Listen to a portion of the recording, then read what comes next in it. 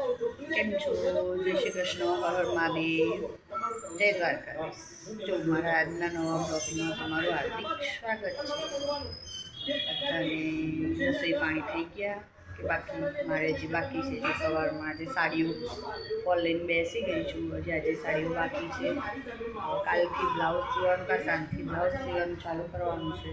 એ બધું થોડું થોડું કામ ચાલુ રહ્યું છે. થોડુંક આજે થોડુંક કાલે એવું બધું થોડું કામ ચાલી રહ્યું. તબિયત મારી બગડી ગઈ, સારી થઈ છે. 3 ભાગની સારી થઈ ગઈ, 1 ભાગની હજી શરદી ઉધરસ થોડી રહી છે. અને જો આવું બધું ચાલે છે. જે મારા ખનાકબેનને નાવા ધોવાનું બાકી છે, એને નિશાળ પર જવાનું છે. અને મારે પણ રસોઈ પાણી બપોરના બાકી છે. એટલે 2 સાડીને પેલા ફોલ લગાવી દઉં અને પછી થોડું વધારાનું કામ કરવું છે. અને પછી મશીન હાથમાં લેવું છે. કારણ કે 8 થી 9 બ્લાઉઝ બાકી છે. ફટાફટ પતાવી દો. અત્યારે શનિ રવિ વહેલા મારે ઘરની સફાઈ કાઢવી છે. એના હિસાબથી કંઈ નહીં, ચલો મળીએ. કારણ કે હજી બપોરની રસોઈ સ્કૂલે કનકનું બધું જ બાકી છે. આમના મેં 2 સાડી કે દિવસની પડી હતી, એક ગ્રાહકની આખી ડુંગળીની લઈ શકી હતી. આમાં હાથેથી જ ફોલ મૂકવો પડે, મશીન ચાલે નહીં, સોય પણ પરાણી જાય છે. એવું છે બધું. એટલે હાથેથી મૂકી દઉં, પછી મને ટાઈમ મળતો નથી. કારણ કે મશીનના કામ ચાલુ થાય તો હાથેથી ફોલ મૂકવાનો ટાઈમ જ બિલકુલ નથી મળતો. આજે હમણાં 2-3 દિવસથી કામ ઓછું છે તો ફટાફટ પતાવી દઉં. કંઈ નહીં, ફરી ચલો તમને પછી મળું છું. કેમ છો બધા? જો અમે બપોરની રસોઈની તૈયારી ચાલુ કરી દીધી છે. અમારી ખનક ગઈ નિશાળે. આજે હું બનાવવાની છું સરગવાનું દહીં અને ચણાના લોટવાળું શાક. હું કેવી રીતના બનાવું છું એ તમને બતાવું. તમે લોકો કેવી રીતના બનાવો છો એ મને નથી ખબર, પણ હું અલગ રીતે બનાવું છું. તમે ખાસ જોજો. થઈ ગઈ તમારે બધાને બપોરની રસોઈની તૈયારી? જો આજે અમારે બહુ મોડું થઈ ગયું છે. મારી તબિયત ઓલરેડી હજી નહીં સારી. હજી મારે દવાઓ ચાલુ છે, શરદીની ને એવું બધું થોડું ચાલુ છે. આવું બધું ચાલે છે. સરગવો હું લઈ આવી. સરગવાનું શાક મારા મિસ્ટર છે, એમાં બધાને બહુ જ ભાવે સરગવો. સરગવો હોય ને તો બધાને ખાવાની પણ બહુ મજા આવે. પણ ઓળા કરતાં અમને કઢી કહે ને જે સરગવાનું, એ વધારે ભાવે છે. લસણ આદું બધું નાખી અને સેજ તીખી હોય તો મજા આવે છે. જો અમારે આવું છે. આજે મંગળવાર છે. મારી સાસુની તબિયત ખરાબ છે થોડી ઘણી. જો ટાઈમ મળશે તો સાંજે અહીંયા જઈશું એવું વિચાર છે. મારી તબિયત પણ નહીં સારી.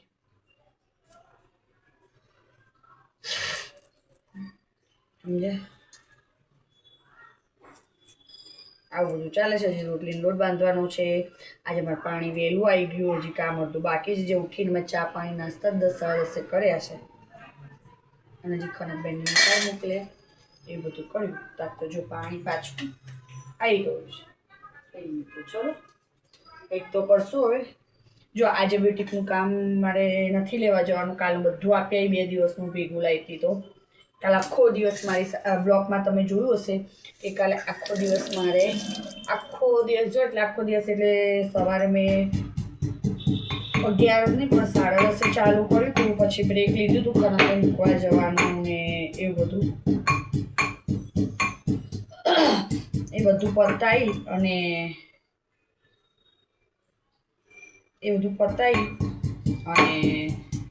ફરી 12:30 બેઠી. 12:30થી તો 3:30 સુધી સાડી કરી. પછી ઘડીક સુધી મારી તબિયત નથી સારી એટલે. અને ફરી પાછી મેં 4:30 ઉઠીને 2:30-3 સુઈ ગઈ હતી હું. અને 4:30 ઉઠીને ફરી હાથમાં લીધી હતી મેં સાડીઓ. તો મારી સાડી એક સેટ સાડી છે પૂરી થઈ ગઈ. બધી સાડીઓ આપી મેં છું. તમારી જોડે જેટલી સાડીઓ શેર કરી એનાથી પણ બીજી 2 થી 3 વધારે સાડીઓ હતી.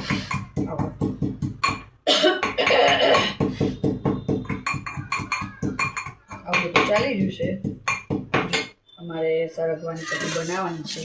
તમે લોકો કેવી રીતના બનાવો છો મને ચોક્કસ કહેજો. કારણ કે અમે તો ડાયરેક્ટ સરગવો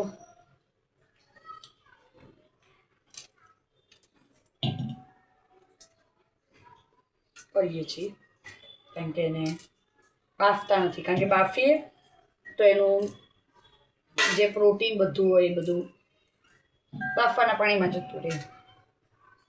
એટલે અમે જો ડાયરેક્ટ સરગવો વઘારીએ છીએ આવી રીતે, એને સીટી બીટી મસ્ત વગાડી અને કરીએ છીએ, મસ્ત બફાઈ જાય. અને શું એમાં જે પ્રોટીન રહેલું હોય એ અંદર ને અંદર રહે તો પણ ખાવાની આપણને મજા આવે. એટલે જો અમે આવી રીતના અમારે જો અમારે નીચે છે ને 100 રૂપિયામાં વસ્તુ હોય છે, બધી બહુ વેચવાય છે. નાના તાંતણા હોય, પેન હોય, બધું બહુ જ અલગ અલગ બધું આવ્યું છે. જો મેં 3 સિંગ લીધી છે, 250માં કેટલી આવે, 3 થી 4 સિંગ આવે. સિંગો લઈ લીધી અને સમારી પી લીધી.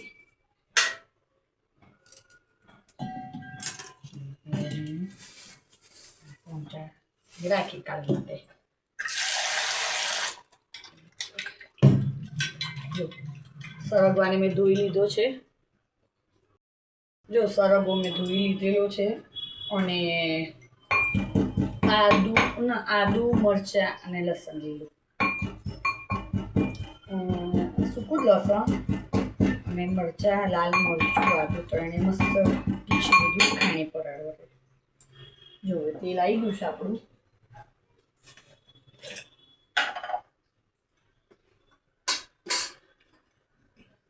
રઈ, જીરું, હિંગ વગર ના ચાલે મારે.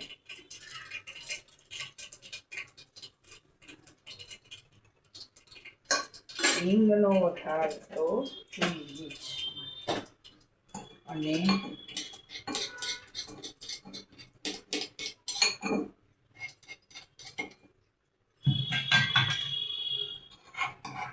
જે લીલી લાલ લસણ વાળું આ મરચું, આ લાલ લસણનું મરચું, આદુ મરચાં અને લસણ,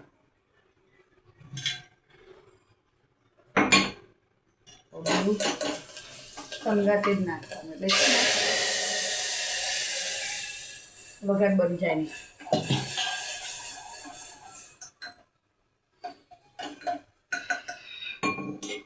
એવું સંગાતે નાખવાનું એટલે આપણો વઘાર બળે નહીં. લાલ સૂકું આપણે ચટણી લસણની બી ના બળે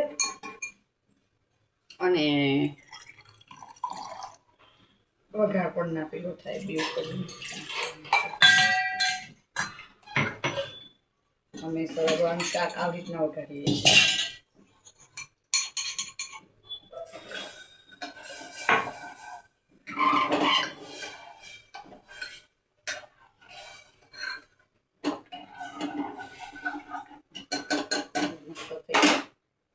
હવે એમાં થોડું ઘણું હળદર, જીરું પાવડર,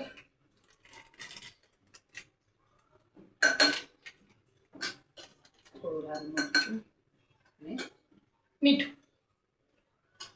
મીઠું ને મોબાઈલના ટીકે મૂકી દીધું છે, એટલે થોડું આટલું જતું મીઠું. બસ જો કરવાનું.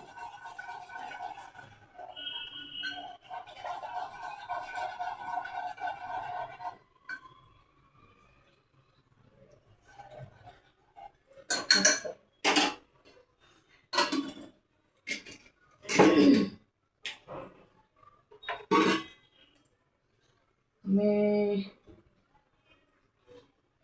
તીખાસ માટે બને ત્યાં સુધી ગરમ મસાલો ઓછા વાપરે છે, લાલ મરચું જ વધારે યુઝ કરીએ છીએ. અને એ મરચું પણ અમે અમારા ઉપરવાળા છે ને સમઢિયારા ગામ, ત્યાં બધાને ખડા છે, અમે ત્યાં જઈએ છીએ. એ ભાઈ પોતે ત્યાં જાય છે અને મારે બધાનું મરચું લઈને આવે છે.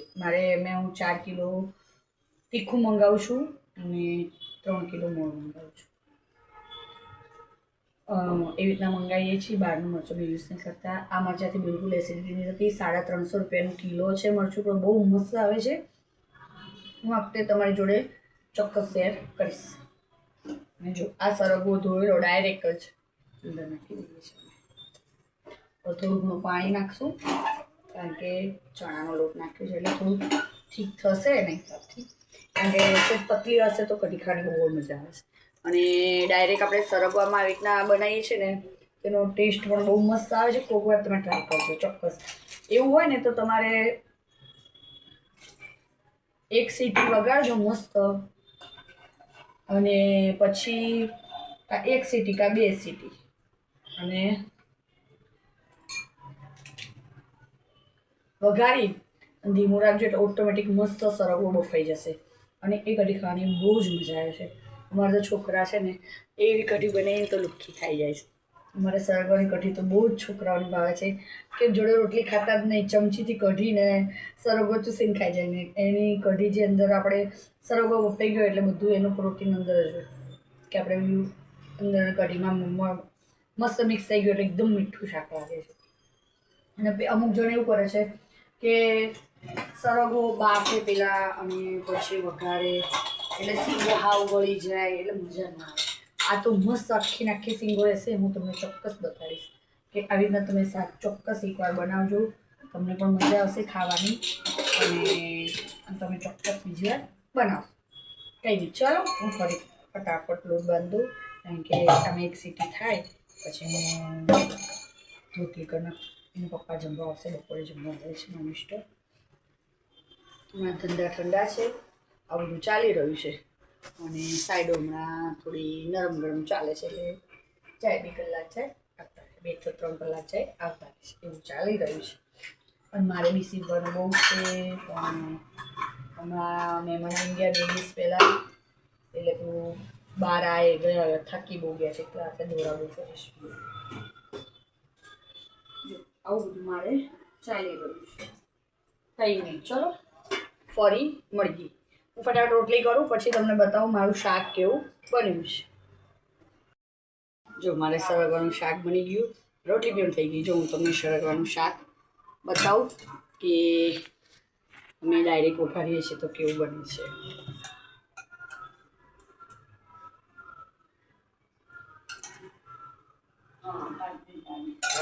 હા ચલો જો એકદમ મસ્ત પોચી સીંગો રહેશે અને બહુ મજા આવે છે ખાવાની. એટલે અમે સરગવાનું શાક આવી રીતના બનાવીએ છીએ. તમે પણ કોકવાર આવી રીતના ટ્રાય ચોક્કસ મારજો, બહુ મજા આવશે તમને શાક ખાવાની. તો અમે સરખી જઈ ગયા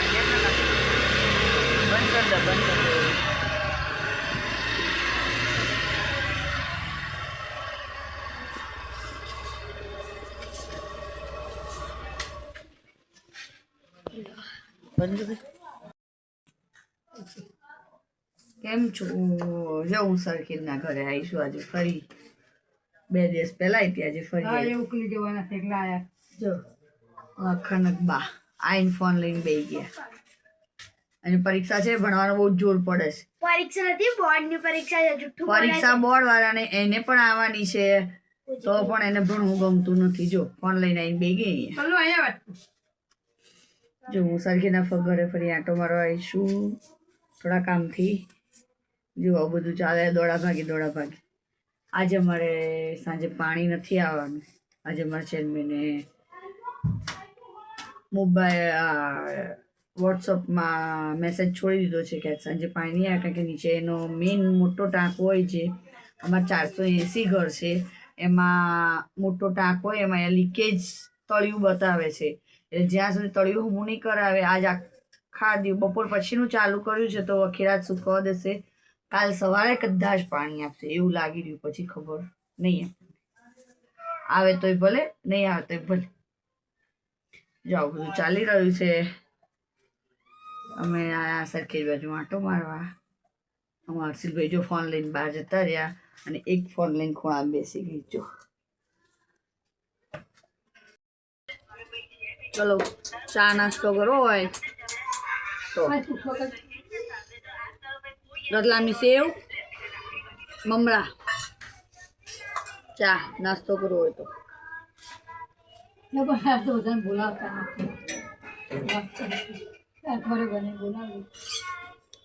ઘર જાન બહુ કંટાળો આવે.